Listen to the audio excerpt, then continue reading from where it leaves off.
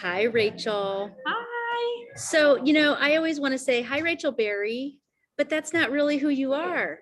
It's You're my middle Rachel. name. Oh, well, that Yeah. makes sense. So before we go much further about that, this is the Pointing It Out podcast. And for those people who are watching, they have found us here on YouTube. My friend Melissa MacLeod and I from the Wool and the Floss, which is outside of outside of Detroit in Grosse Pointe, Michigan. And I am here at the Needlepoint Clubhouse in St. Louis, Missouri. Together, Melissa and I kind of created this thing that we call the Pointing It Out podcast. We talk to all kinds of different people in the needlepoint industry, and we've been doing it for a couple of years now. And I am lucky enough to have my pal, as I said, Rachel Rosenthal. Am I right about that? Yes, that's correct. And now I've learned that it's actually Rachel Barri Rosenthal. Full name. Your full name. But that's fine. Good for you. And so Rachel is the, I guess, should I say, lead designer and owner, lead girl in charge, all the things for Rachel Barri Designs. And Rachel, how long has Rachel Barri Designs been sort of out in the world? So I started my business in July of 2020. Oh, wow. Okay. Perfect timing. So about perfect COVID timing. Oh, yeah. So it actually wasn't supposed to be a business. It was supposed to be like a little extra money on the side to go shopping, go out for dinners. I started my business 2 weeks before I got laid off. Oh, no, I didn't know that. And obviously once that happened and I was like, well, what am I going to do with my days? Couldn't travel. Like you can't see anybody, you can't do anything. I kind of put all of my energy and resources behind Rachel Barri Designs and I've never looked back. Nice. So let's speaking of looking back, I'm going to take you back first. Okay. So, first of all, you mentioned that you did you just say laid off? I think that's what you said, right? From a job. So, yeah. Sorry, my volume. So I decided, by the way, for anybody who's watching, to sit right in the middle of my store because, why not? There's really no place private for me to sit while I'm here. So we're recording right here in the middle of my store. So I just wanted to make sure I heard you correctly. But anyway, so you said you were laid off from a job. What was the job that you were doing? Oh, okay. I was in tech sales, which is like the farthest you can get from anything artistic, with the exception that I was working at a company called Shutterstock, and I was selling licenses to imagery to mid-market and small business. Got you. Okay. That kind of stuff. So, artistic content, but no day-to-day creativity. Artistic creativity. And so we're going to dial it back a little further. So did you go to school to become a tech sales lady? Tech salesperson? What kind of a question is that? Nobody does that, right? Yeah, I did not. I went to school in New York at Parsons for fine art. So painting, drawing, sculpture, installation, like full opposite direction from tech sales, very art world artist, gallery focused education. But I left art school quite burnt out. Parsons is a very conceptual school. So I felt after school, like the why am I doing this? Mm-hmm. Wasn't valid and wasn't backed up. I didn't feel inspired or that my inspiration was enough to hold up my creations. So that took me out of the making game for about 2 or 3 years. I was just putting way too much pressure on myself. Like to create anything, it had to have too much context. Sure. And while art school was I loved the journey. I found it very challenging and inspirational and like a visual psychology exam kind of. So very inward and interesting, but it left me burnt out. I didn't pick up a paintbrush again for probably 3 years after school. And so I kind of went polar opposite into the corporate world. So I don't know a ton about the particular degree that you mentioned that you got, but so did you specialize in a medium or like, were you a painter or did you sort of have a collective? Yeah. Okay. You can do anything. Like fine art encompasses a lot. People sometimes only worked in like Digital media, my mediums were pencil, watercolor, installation, and ink. So I kind of looped those all together, and obviously textiles as well. So I would use laser cutting. I would use kind of a multitude of embroidery techniques. I would kind of scrap those all together, photograph them, draw them, a lot of random stuff, but watercolor and pencil are my favorite. Interesting, but also 3D kind of Yes, 3D as well. thinking, I guess is what I was trying to get at. So as far as like needlepoint, like conceptualizing something that then has to be on a flat surface is something that you Exactly. Yes. Okay. So I'm going to back up a little bit more. First of all, where are you sitting? I think you're sitting somewhere in Canada, but I am. Okay. Confirm that for me. Whereabouts? Okay. So I grew up in Toronto. That's where I am now. I'm at my parents' house. It's a lot prettier than my little apartment. Okay. And it also acts as my storage unit. They have more square footage, and I use the basement for storage.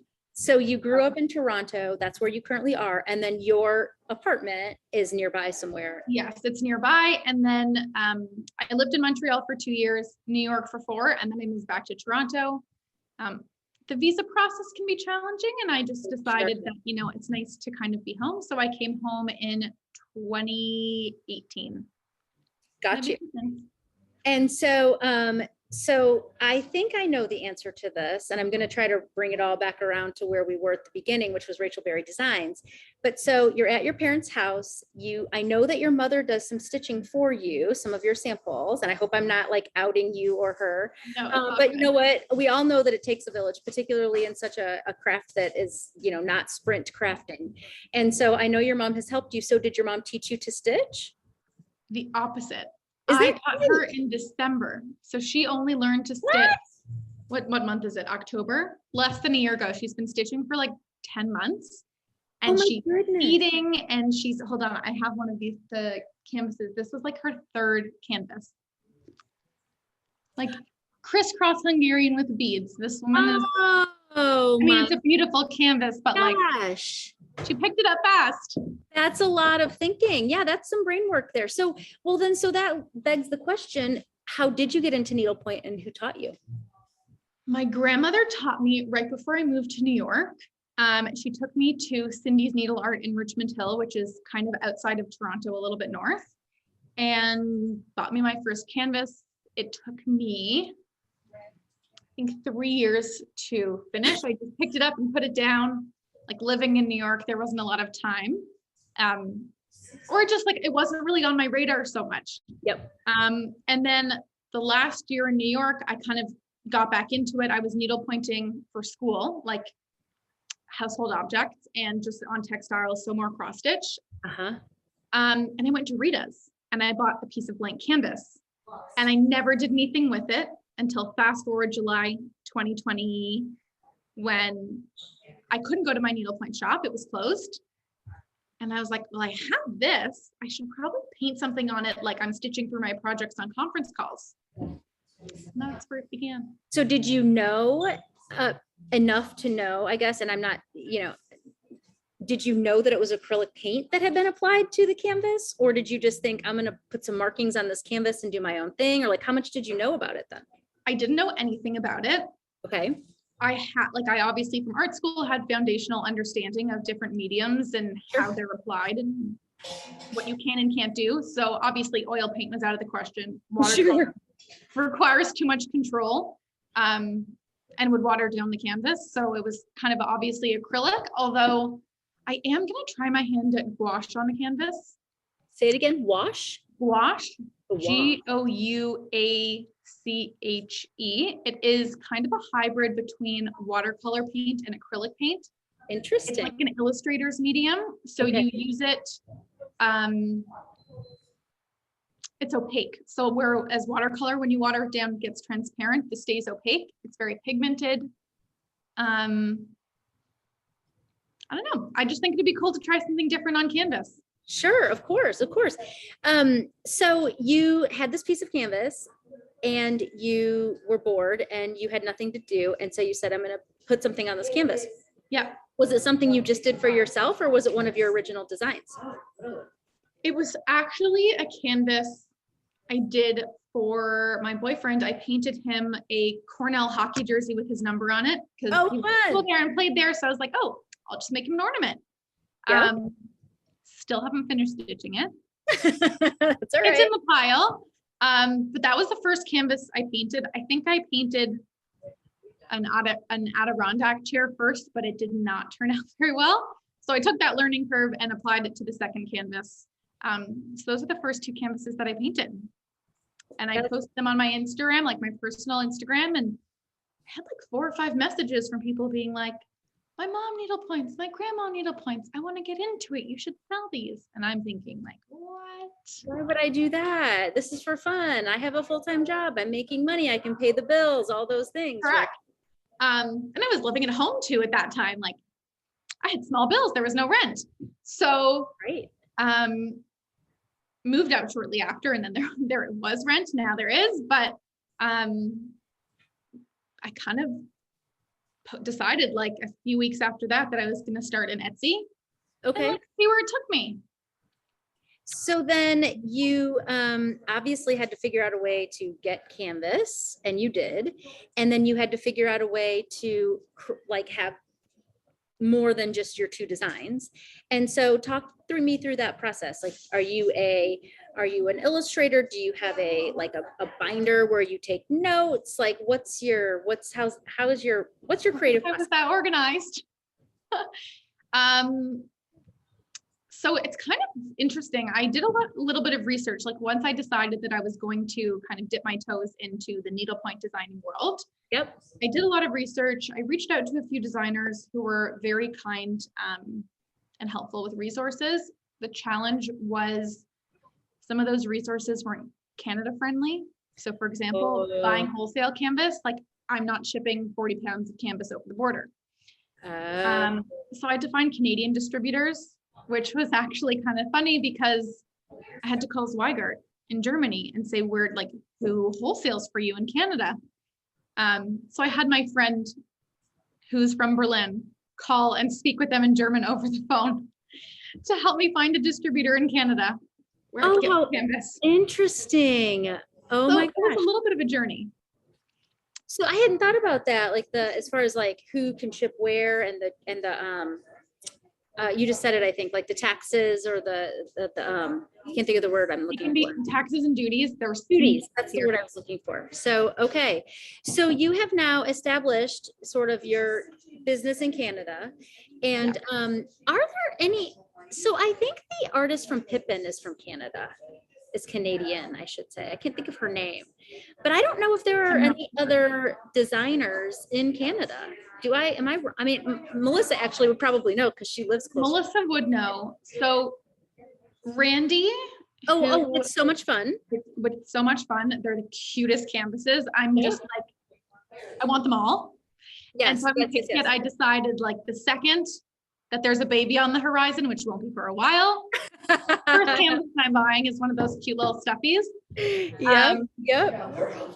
And there's a girl in like the Niagara region who's selling on Etsy. I think it's the Quotable Needle. Interesting. And then I know that Brooke from Thorn is based She's living in Canada. British Columbia. Correct. Okay. But so you were sort of on an island trying to figure out your Canadian resources, is I guess what I was trying to. I was on a bit of an island, yes. So yes. So you got that all figured out. You got your canvas, and then what? You started your Etsy. I spent a couple of weeks putting together like concepts for collections. And at that point I was living at the lake, like at our lake house. So I kind of started with like a Canadiana collection. So the Adirondack chair, the Bloody Mary. Okay. Is Bloody Mary a Canadian thing? It's called a Caesar up here, but Americans don't know that. And all my customers are American. So I call it a Bloody Mary, but up here it's a Caesar. Caesar, like similar to salad, but not. It's made with clamato juice instead of tomato juice. Okay. I like this. This is a delicious twist on the Bloody Mary. So then I think up north I think when I've been in Milwaukee, when you get a Bloody Mary, you get a chaser, I think they call it, or trailer. There's something, it's like a small thing of beer that you drink after your Bloody Mary. Okay, no, not that. No, okay. It's close. That's interesting, but it's not that. Yeah. Anyway. No, these are like they're similar to Bloody Mary, except with Clamato juice, which I don't even think you can buy in the States. I think you can buy. I've heard of it, but it's not my jam, so I will have to get back to you on that. Okay. We'll check that out when you're here sometime. Okay. Okay, so you started doing some Canadian inspired things, so like the Adirondack, the Bloody Mary, and then I remember also like the oh my gosh, what's the sculpture called?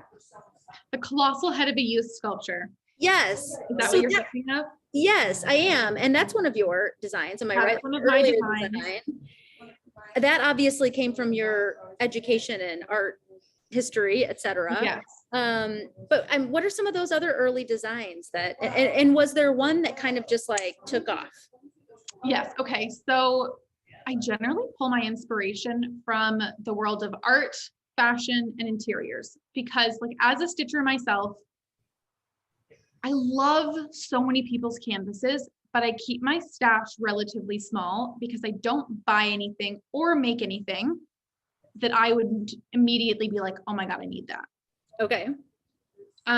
Or I can't visualize either worn by me in my house or like on my tree. Gotcha. So I kind of limit myself within the context of, would I actually wear this? Would I actually display this in my home? So with that being said, I was thinking about gallery walls and like fashion illustration. So that's where kind of some of the shoes came in. And like a plaid shirt, living up at the cottage and stuff. Yep. But the art came in from what do I want like on, oh my gosh, it's my dentist. Is that me? Sorry. No, it's my dentist. Like what do I want hanging on my wall? I have so many cute little ornaments, and this could be an ornament too, but how else would I want needlepoint displayed in my home? In what context would that be? And trying to think of it from a perspective of a gallery or museum. Gotcha. And obviously the Met is the Met. Right, right. And that is one of my favorite pieces in the Met. It's right in front of one of the galleries, the gallery on like the south side of the museum. So when you turn and you're facing in, the sculpture, it kind of, the face is cut off and then there's an arc on top. And if you're standing in one spot, the arc kind of completes the head. Oh, how interesting. Okay. And it's just a very like kismet moment of art and architecture meeting. Yeah. I was like, I want to put that on canvas. That is very cool. I like that story a lot. So that's what I think of. I think of that. And then I think of that bow, which I think is like so genius the way it's painted. And if anybody doesn't know, it's like your childhood here on the canvas. Show it. It's, I don't have one here. Well, you said I do have it. I'm like, I don't have one. I've got one on my wall straight back there. But what she's done is taken the basic old Mylar, I think is what it is, bow, the sticky on one where you take the little thing off and pop it, which my mother, being like kind of Martha Stewarty, would never allow us to have those sticky on ones. We always had like the actual tied bow. So yeah. Yay, mom. But not every family did that. You know, a lot of people have the good old fashioned stick on bow. But what I think is cool about it is it's a base, frankly, it's a basic old Mylar stick on bow. And Rachel's ability to kind of texturalize it and dimensionalize it is like perfection. And so it's one of my early favorites of yours is and honestly, I want to stitch it, but I just haven't gotten to it yet. But so that was an early, and you did that in a few different colors. If I recall, that was one of your early. That was one of my earlier canvases. I think that was December 2020. So it was right around the holidays. Right around the holidays. Perfect. I think that one of my skill sets is being able to capture or like render things semi-realistically. A lot less pressure is on it when you're working on canvas because you don't have the ability to capture that much detail. So I always think it's really fun and challenging to try and capture different textures on canvas. Well, I think you do a great job. Your hot toddy, I think, has a lot of that dimensionality to it and the colors. And, I think that's an interesting point that you make, because to me, it seems like it would be crazy. You're like, oh, it's way easier if it's, and I'm like, oh, really? But I think having someone capture that in the art on the canvas makes it, well, first of all, way more detailed. And so sometimes a little more expensive to recreate, but it makes it way easier for the stitcher because you literally don't have to think. Either you stitch exactly what the painter has painted in all of those different colors, or you use like an over dye and do kind of an open thread. And it really allows that kind of art to shine through. So I'm thinking about that also on your disco ball, which I think that may have also been one of the things that I was like, what brilliant. I needed, I mean, it's the ability that I think to just like see something kind of like, not mundane, because the disco ball obviously isn't mundane. They're fun. One of those things though that you see in life a lot, you're like, oh, well, yeah, there's a disco ball. I know what that is. But then to see it on canvas, it was like, this is so fun. It was so fun. So I love that. Thank you. It's really, I don't know, it's fun to work with lots of colors. I don't really put many rules on myself when I'm designing, which sometimes means that like creativity flows and I come up with a ton of designs, but it also means sometimes I don't design for 3 months and then I'm scrambling and it's a bit of an issue, but I tend not to put rules or pressure on myself when I'm doing it because I think that takes the fun out of it. And yeah. I definitely want fun stuff. 100%. And, you know, I feel like the cycle that we're in with Needlepoint, and I'm bringing this up on purpose, which is to have 2 shows a year. So to kind of our cycle has now become that we have a show in the fall, which is this weekend, and that this is airing, and then to have one in spring. And I think that that's very hard for an artist to have something new or feel the pressure to design so far in advance to then have the product to be able to show and to be able to sell at market, because there's that part of it too. So I brought that up on purpose, number one, because I do feel like there's a lot of pressure for you all who are in that creative space. But then also I brought it up because this will be your first foray into selling in person. Is that fair? Is that right? It is. I'm so excited. I'm so nervous and I'm very tired. It has been a lot of prep work, a lot of designing, a lot of counting and organizing and spreadsheet building. But I'm so excited to meet all the wonderful ladies that I've been emailing with for the past 2 years and hopping on the phone with, and have it be a bit more of a conversation with, okay, yes, your order's ready to ship. What's your credit card? So I'm really looking forward that to the next level. The first time I was like, can we just get on, or maybe you said, can we get on FaceTime? And I was like, sure. So we just had a buying party. That was makes a difference. Like it's so much more, you know, it's so much more interesting to be like, oh, have you seen this canvas? And hold it up to them from a picture. So speaking of the one you just held up, that is one of my, I mean, this is one of my all-time, it's hard for me. I don't want to be biased, but I saw this and I said, this is so clever. And we have, I think, an additional 10 of these, like already spoken for. I need to pick them up from you, but talk to me about it. It's a clever canvas. Do you mind holding it up one more time? Yeah, of course. So what it is, for people who didn't get a chance to see, so it's you call it bouquet s'il vous plaît, correct? Yes. And I don't speak French. It sounds like you must have some. It means please. Bouquet, please, correct. So I picked up on that. But so what made you think of having a bouquet wrapped in newspaper, and was it your time in New York, or am I just drawing way too far of a conclusion on that, or you just thought it would be cute? I don't think so. Maybe. I honestly came up with this idea on an airplane. It could have been to New York. I don't remember, but I remember taking out my iPad and like writing down after a trip, like 30 ideas that I had. After I read them all again, I was like, this is the same, this exists. We don't need this. That'll be boring. You know, narrowing it down. And from that list, I did a very quick iPad sketch and I was like, yep, that's cute. And interestingly enough, I painted one and I posted on Instagram and it was quiet. Like, you're kidding. There were no nibbles, like maybe a few, but not what I was expecting. I was like, this is cute and different. Anyhow, the second time I posted it, when the canvases came in, everyone was like, oh my God, what is this? And I'm like, this is great. Thank goodness, because I've already ordered these. I hope people like them, right? Exactly. But I had ordered like 20 because no one seemed to like really grasp onto it and I didn't want to be sitting on inventory. Yeah.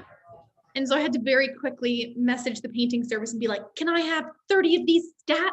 I need more. Yeah. Yeah. And they were really great and turned them around mediumly quickly, which the painting services really, they don't get enough credit. But they were amazing and they were able to get me some pretty quickly. So it's honestly been a fun canvas. That's another thing I was going to say. I think that going into a market for the first time, you'll find, and I find, and I don't think people understand the amount of stress. So not only is there stress building up to it, right? Like making sure for you all that you're prepared. We kind of have to clear the decks in the shop because I only have so much space. I only have so much money. Yeah.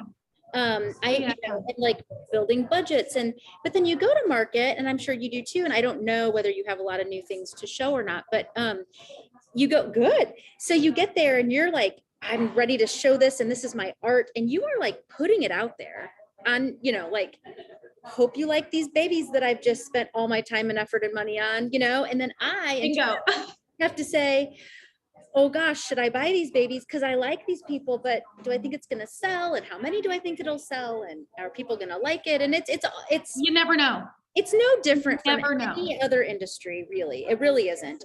From the design, the fashion industry, or the home decor industry, all of the things, it's all the same. I just think it feels a little more personal in our industry because it's all small business. It's small designers, small shops, small, all the things. So yeah.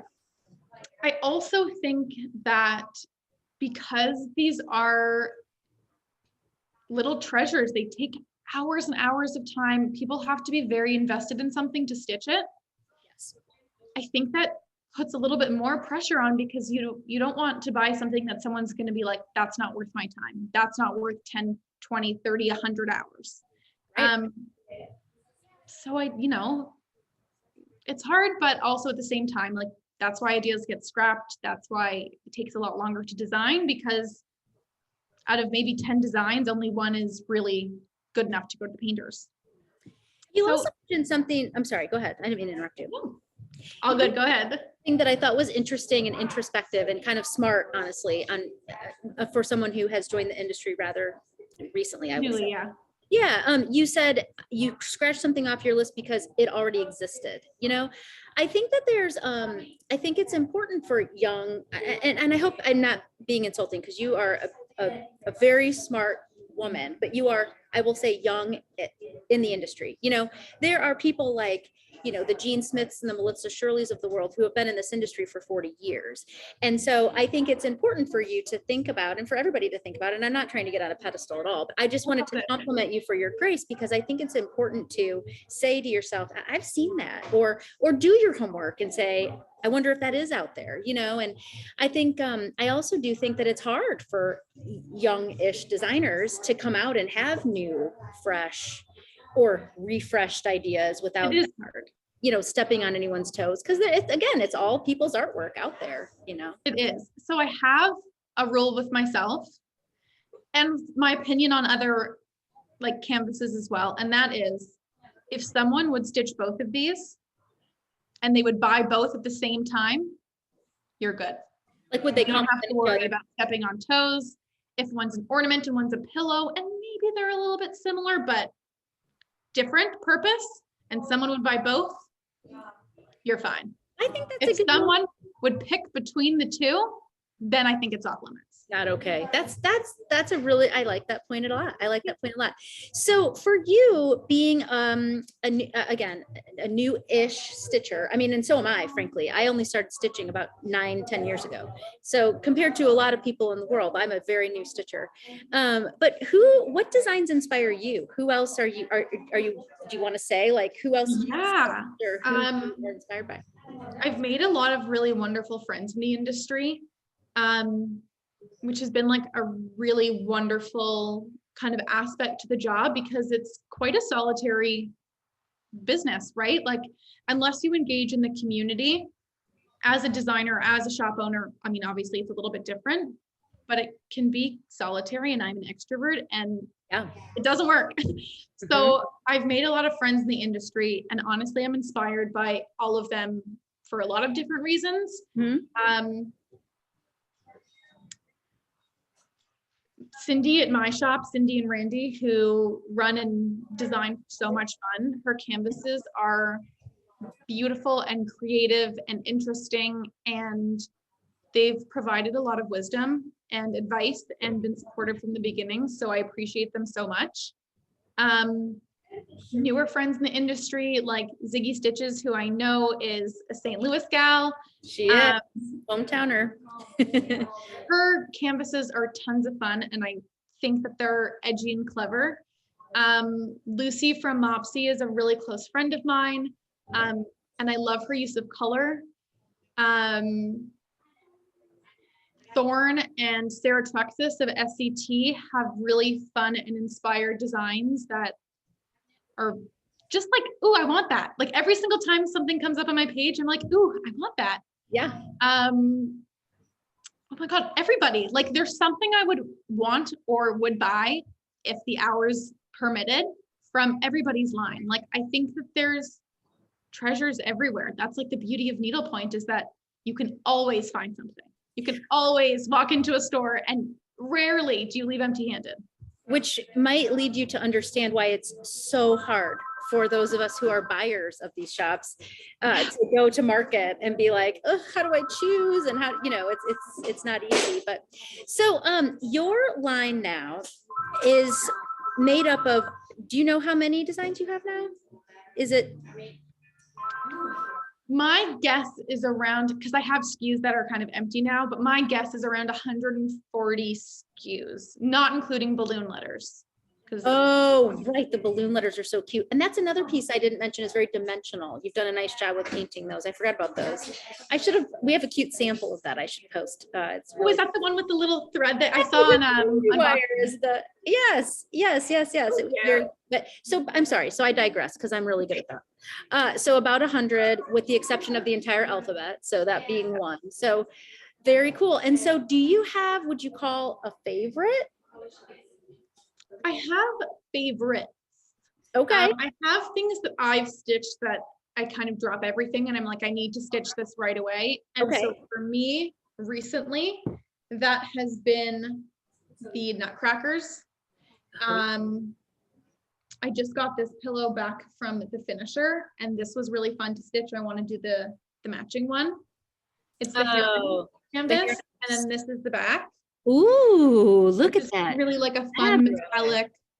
I want to call this suede, but it's velvet. It's not suede. It's beautiful. That's my cute little heron pillow. And so I want to stitch the pink one with like a turquoise back. Oh, fun. For cute mini pillows. I love that. I wanted to do something different with one of my passport insert canvases. So I made a little chow pillow. Oh, cute. As a little hanger. Oh, that's fun. I stitched with a little texture around the edge, which is really cute. And so that was fun. That's that'd be cute on the back of a door. Pardon, sorry. You're fine. No, I just said it would be cute on the back of a door. Ciao. So cute on the back of the door. I was gonna say, like, can I hang it there? And a little buffet piece. Yeah, that's cute too. I stitched this, had to unstitch it and restitch it this week. This is a market sneak peek, so it's perfect. This ruby drop. So this was a speed stitch. I had to stitch it for the photo shoot, but this was my favorite. So I had to do it, but I was so excited to do it. So fun. So what do you call that? This is called the ruby drop. Ruby drop. Oh, okay. Really cute. 18 mesh. It's 3x3. There's 2 other versions to this canvas that correspond with other colorways of this box, which is also new. Well, that's what I was going to say. So I didn't want to digress because I tend to be like brown squirrel, like my head going in a lot of directions. So 100 designs, you're dropping how many at market? Can you say, or well, I don't know. I think like upwards of 20. Wow. And so new designs. And so you'll have about 100 total. Your favorite is, you were saying, kind of some of these that you pick up and stitch. Yes. But also as part of the Rachel Barri collection are some of these self-finishing objects. So you alluded to your passport cover, which those are wonderful. Do you have any of those sitting there in front of you or no? Okay. I have packed suitcases. So this was the stuff that's okay. That I kept out. No problem. But so you've and the insert size on that Do you? The insert size on the pink velvet box is 3x3. I'm calling this ballerina or ballet slippers. I love the velvet. I've never seen anything like that. How cute. What, can you open the inside for us? I can. So this Oh, is, hi. this is the inside. So you have 4 separate compartments. Oh my Room gosh. for rings and earrings. Obviously a mirror is absolutely necessary in a jewelry box. Oh, and it has a separate compartment. Yeah, and then snap-ins and a pouch for like necklaces or hoop earrings, because a hoop, like a bigger hoop, won't fit in there. Love that. So you've got, so I was going to say, so you've got some leather goods. So you've got passport holders, you've got larger jewelry boxes, 5x5 insert, I think. Yeah, so this is the, I'm calling it the 6-inch box. It fits a 5x5 inch insert. Okay. And this has like a velvety ultra suede inside with removable dividers. That fits a 5x5 canvas. Love that. And that's a beautiful canvas. That's a hummingbird. Now, is that the hummingbird canvas that, are there 2 hummingbird canvases? Because there's a passport. Yes. So this is the golden bird. It is on 13 mesh. It's 5x5. And then there is a silver hummingbird on 18 mesh. That's 3x4.5. And that goes in the passport. Got you. So we've got passport covers. We've got larger jewelry boxes. We've got the smaller velvet. Is it just velvet or are there also leather? In the 3x3, there's 3 colors of velvet. And then I have 2 more boxes coming to market that fit a 4x4 insert. Ooh. They're not velvet, they're pebble leather, and the inside is the same, but they're lined in linen. So Nice. a little bit different. So what's nice about this is that since you have that as part of your collection, you can also control your inventory and be able to sell those as pairs to people too. So that was smart. Thank you. Good thinking. Thanks. I try, and that's kind of the hard part is if you think of a product and I send it off to be manufactured, the turnaround time, you know, after samples, like after all of that's kind of said and done, can be, I mean, with samples including, it's probably 3 to 4 months from concept to I have inventory in my parents' basement. But the lead time for painting services is not so different. So unless you think of all your concepts right at the beginning, creating inserts always seems to trail the boxes. So that's kind of one of the hurdles I've been trying to combat lately. Well, I think you're doing a good job. So am I missing anything that's part of your collection? So I'm just recalling that there's a laptop cover. Is that? There's a laptop sleeve. It is meant for a 13-inch MacBook or an iPad, fits in there as well, like most iPads. Huh? I think the Pro fits. So we have passports, 5-inch box, like 5-inch insert boxes, 4-inch insert boxes, 3-inch insert boxes. The passports, if I didn't already say that, and then one more that I'm going to keep off the podcast because secrets. It's a secret. I wanted to show it at market. They're not ready to ship, so that's the only reason why I'm keeping it a little bit under wraps. I like it. Good for you. So what is your best seller? Can you say, like, across the board as far as canvases or the leather product? Like, what is the #1 thing that keeps flying out the door that you can't keep in stock? Okay, the navy passport cover. Okay. The Chow canvas, which is this cutie. And the Bonjour au revoir canvas. That's cute. Both do really well. The scissor case, 100% is one of my best sellers. And then I would say the mini floral insert with a pink box. Oh, cute. Okay. Yes. With the pink leather 5-inch insert box. I think it has a lavender stripe across the front. I think I've threaded Lavender that. stripe across the front. There's a lot of colors. Color. There's a lot of colors trying to kit that canvas. So one for leftovers or DMC.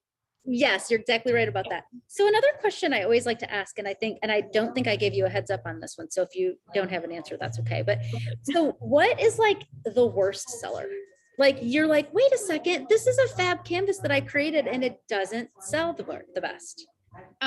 There were a few. One of them was lived through. One of them was the #blessed canvas. It was meant to be a pun on Drake's like Toronto the 6. He had like the prayer hands. And I thought it was like a kind of a cute pun on faith and Toronto and pop culture. No one really went for it. Okay. But that's fine. I didn't order too many, so I wasn't bummed. Some stuff has been like slower to take off, but then, sells. One canvas that honestly is one of my favorites that moves so slowly is the Bohemian Clutch. It's a large canvas. It's the same size as like the big floral canvas with the stripe across the front. Okay. And I love that canvas. I like see it as a pillow on a bed with an emerald velvet back, and I see it. I need to know. I don't remember what that one is. Maybe that's my bad. I can't picture that in my head. That's what I'm saying. It like flies under the radar. It's one of my favorites. I have to stitch it next just to like get the ball rolling. Sure. Yeah. That was a little disappointing because I loved it. Isn't that funny? And it doesn't sell. We will in here, I'll buy something and someone will say, why on earth? And it'll sit and then I'll think it's the best thing ever, and then it's hard. Sit it there, and then I have to put it on sale. I'm like, but it was such a good idea in theory. No, I get it. That canvas I love. I'm hoping that once I stitch and finish it, it like brings a little life to it that people need to see. But otherwise, it is what it is. Some things sell way better than expected and some things don't. And that's right. So after this market, I think you'll probably have a whole different, maybe just an added opinion of the industry and like how it all works and things, which will be interesting. But in lieu of that, do you have any like ideas or plans, or have you created a business plan? Have you had a chance to really kind of think ahead about what's next for Rachel Barri? Kind of. I need a few days off. Yes, that's so that'll be happening after market. I definitely need a business plan. I'm lucky to have business savvy people in my life who have been nagging me to do it for a long time. But like running your business on a day-to-day, it's too big for me. My sister helps me, my mom helps me. It has fallen to the back burner, but like I really need to. I get it. I haven't. Business plan. I jumped in head first, just like you did. So no judgment here. I was just curious if you had like a next big thing or, more ideas. I would really love to hire someone because I think it would take a lot off my plate so I could focus on being more thoughtful and creative in my line. Yeah, good. Well, that's a good. Those things off my plate would be really helpful in being able to scale my business. I think that's smart. So what else have I not asked about Rachel Barri that Rachel Barri Rosenthal would like to share with us or the people that are watching or? I'm not sure. I think we covered like a fair amount. Yeah. You got it? We covered it? I feel like we've covered it.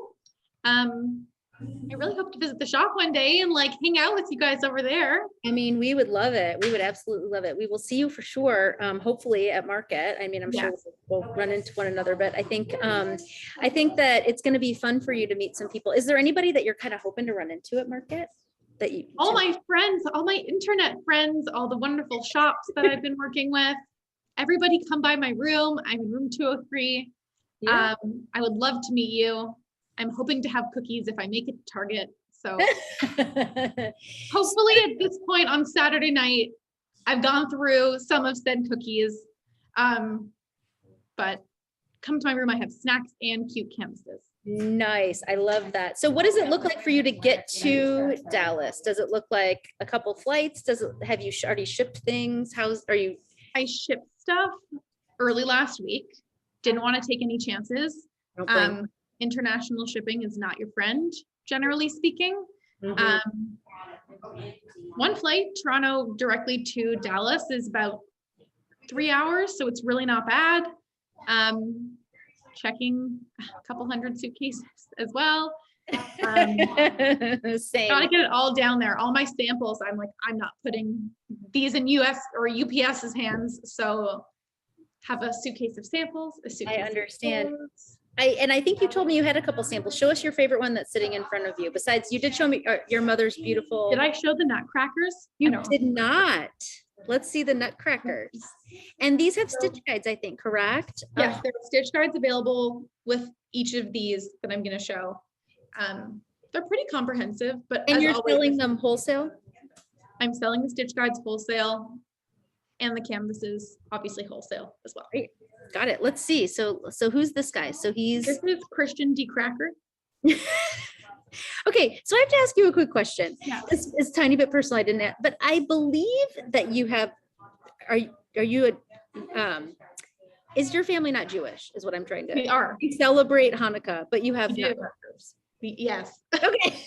That's what I'm trying to. So do you have mixed faith, mixed culture in your family, or you just have a love for? We're definitely all the way Jewish, but I feel like, which is why my line, like, I don't have the most amount of Christmas stuff because I just. Well, it doesn't my brand. Speak to you. But I'm seeing these more as winter. Winter nutcrackers. I love it. There's no Santa Claus. There's no Christmas tree. You don't have holly and all that kind of stuff, which I love. It's cute. Wish there was a place for it in my life to some extent, but you'll never see Santa Claus ever in Rachel Barri Designs line, but you will get cute nutcrackers. Crackers. I love that. Well, and there's also, just as like a little PSA, you have some beautiful talus bags, challah covers, I think. Is that okay? I do. So it didn't get done before this market, but definitely for March, there will be more Judaica. I think that it's like a modern twist on what's already out there is a good thing to come out in the industry right now. 100%. I love that. I love that. So we have a large population of Jewish stitchers also, or stitchers who choose to stitch Judaica. And so that's why I recalled that. And so I was thinking, wait, nutcrackers? Okay. But anyway. Yeah, nutcrackers. They're so cute. I could not do them. This is Christian D. Cracker. He has a very cute cane coat with bow shoulders. And I mean, that is so good. Fun boots. He has go-go boots. Okay. This is the chinoiserie nutcracker. I couldn't come up with a fun name for him. If anyone thinks of one, let me know. I need that guy. I love nutcrackers and I love chinoiserie. Very cute. He has a bamboo cane and he's standing on like a china trunk with Greek key boots and cute little tassels. It's beaded underneath. I mean, and a pagoda hat. It's so good. So good. This is Louis V. Cracker. And he's on a trunk. He's got the I can't say the French. He's got the checkerboard pants. It's on the listing in French. The LV belt with the cute little luggage tag, epaulettes, and some what's the trillium? Is that what they call it? So good. So on good. The hat and on his sleeves. That is just those are my three. Too cute. I'm hoping to add 3 a season, like 3 a year to the collection. They won't all be designer, but it's a fun place to start. Well, they're beautiful. You've done a really great job. And I think I've enjoyed working with you. I've enjoyed talking with you today. And so I hope that you are able to get some exposure to some other shops and to some other stitchers, and keep up the good work, girl. You're a positive light in the industry, and we appreciate it. So much. And thank you for inviting me on here to chat with you. I hope I didn't like go off on a rail too many times. Oh, are you kidding me? I'm the one that goes off the rails. I'm the one that goes off the rails all the time. It's fine. It's fine. It's supposed to be fun, you know? Okay. So anyway, well, for those of you who are just first joining us, I am Megan Holmes. I'm here in St. Louis, Missouri, and I am signing off from the Pointing It Out podcast here on YouTube. And we hope that you hit subscribe. And so that'll help you just to get alerts when we post new episodes, just like this one here with Rachel Rosenthal, who is the owner and lead designer of Rachel Barri. Is it Rachel Barri Designs? Am I saying that right? I mean, I guess that's correct. Rachel Barri Designs. So Rachel, it's been a lot of fun, and I hope to see you again soon. Yes, thanks so much. You're welcome. Bye.